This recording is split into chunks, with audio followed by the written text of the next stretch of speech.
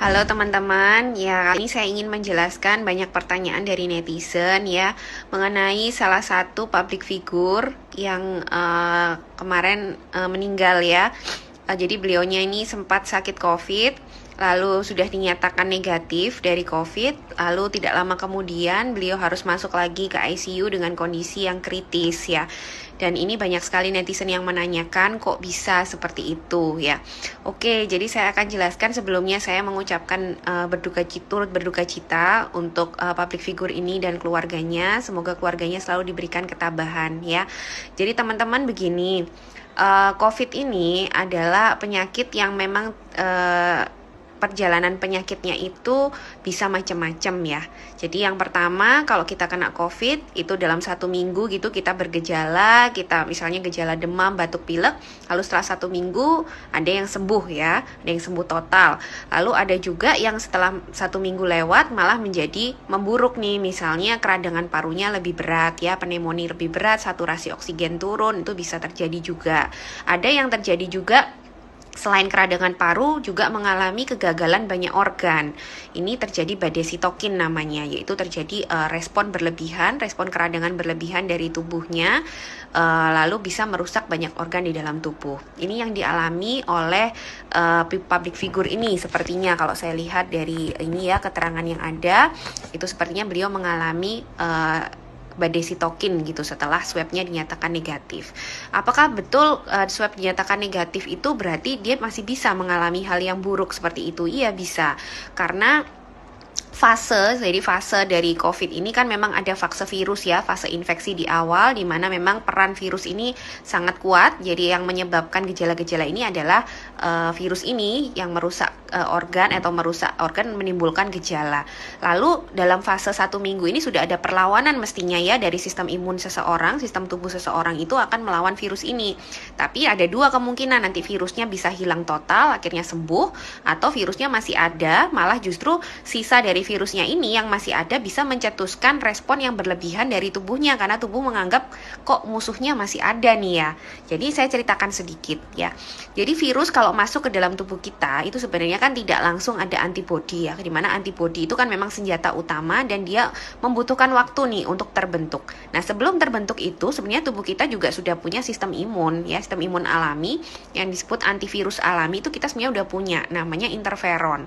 Dimana kalau virus itu masuk, interferon ini langsung keluar, langsung akan melindungi sel-sel di sekitarnya, di mana virus itu hanya berhasil masuk di satu sel misalnya ya. Kalau dengan adanya interferon akan disebarkan ke sel sekitarnya, dia tidak akan menginfeksi sel-sel berikutnya. Itu tujuannya.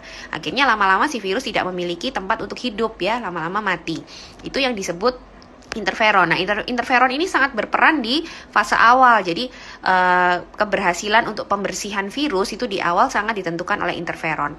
Nah, pada kondisi-kondisi tertentu ya, orang-orang dengan komorbid, orang-orang dengan faktor genetik tertentu, ini ada yang interferonnya tidak bekerja dengan baik. Jadi pada saat virus itu masuk, hanya sedikit atau terlambat, kadang-kadang interferon itu baru muncul. Jadi virusnya sempat berkembang biak, terus akhirnya virus ini tidak bisa dibersihkan secara optimal di fase awal ya. Jadi sebelum ada antibodi, dia seharusnya kan sudah sedikit dulu gitu, jadi tinggal nanti sisanya dibersihkan oleh antibodi. Nah, karena masih banyak, itu kadang tubuh akhirnya membaca sesuatu ini menjadi musuh yang besar sekali. Jadi contohnya nih, misalnya sistem imun kita itu adalah tentara ya, tentara yang sedang memburu penjahat. Lalu penjahat ini ternyata sudah ditembakin, tapi masih ada sisa nih 3-5 orang di dalam satu rumah sembunyi. Nah, sistem imun yang tentara ini menganggap loh kok masih ada nih di dalam rumah itu, masih ada musuh nih 5 orang.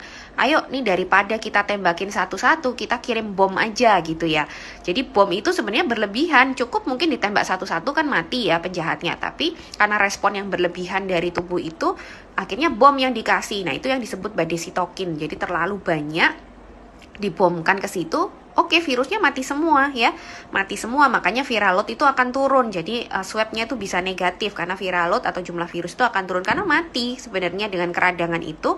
Tapi karena itu bomnya juga merusak rumah ya. Jadi organ-organ tubuh di dalam tubuh manusia yang normal itu juga ikut rusak gitu. Jadi berlebihan sebenarnya responnya. Nah ini bisa terjadi pada beberapa orang dan kita nggak bisa prediksi.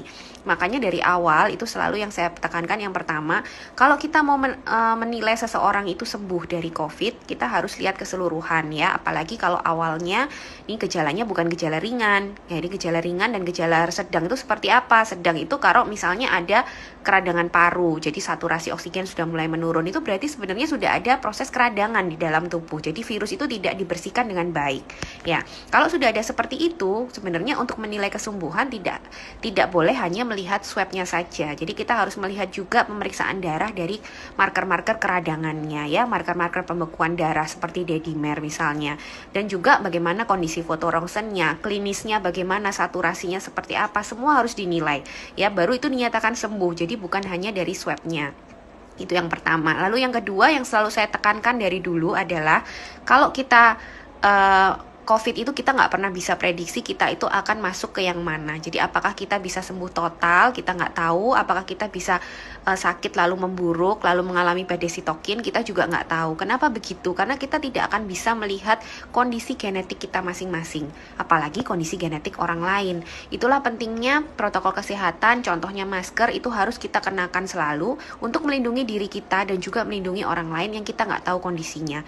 Jadi itu prinsipnya ya. Jadi teman-teman bisa terjadi kondisi seperti itu meskipun orang ini terlihat muda, terlihat sehat, dia memiliki komorbid asma ya, kita nggak tahu apakah asma ini memberatkan kondisinya atau tidak, kita juga nggak tahu karena sekali lagi tidak semua orang yang memiliki komorbid juga akan jatuh ke kondisi badai sitokin, dan sebaliknya orang yang terlihat muda, terlihat sehat itu juga bisa terjadi atau bisa jatuh ke kondisi badai sitokin. Karena itulah, karena kita tidak bisa memprediksi, lebih baik kita jaga-jaga ya. Sekali lagi selalu gunakan protokol kesehatan, masker pada saat Anda berinteraksi dengan siapapun. Meskipun orang itu terlihat sehat tapi belum tentu dia benar-benar sehat. Lindungi mereka, lindungi diri Anda juga. Kita saling melindungi dengan protokol kesehatan supaya tidak terjadi tidak sampai orang harus mengalami COVID ya, mengalami COVID dan resikonya untuk jatuh ke kondisi berat dan meninggal juga tidak bisa diprediksi. Sekali lagi saya mengucapkan duka cita kepada public figure ini. Ya, semoga keluarganya selalu diberikan ketabahan dan semoga buat teman-teman Instagram semakin jelas dengan penjelasan ini.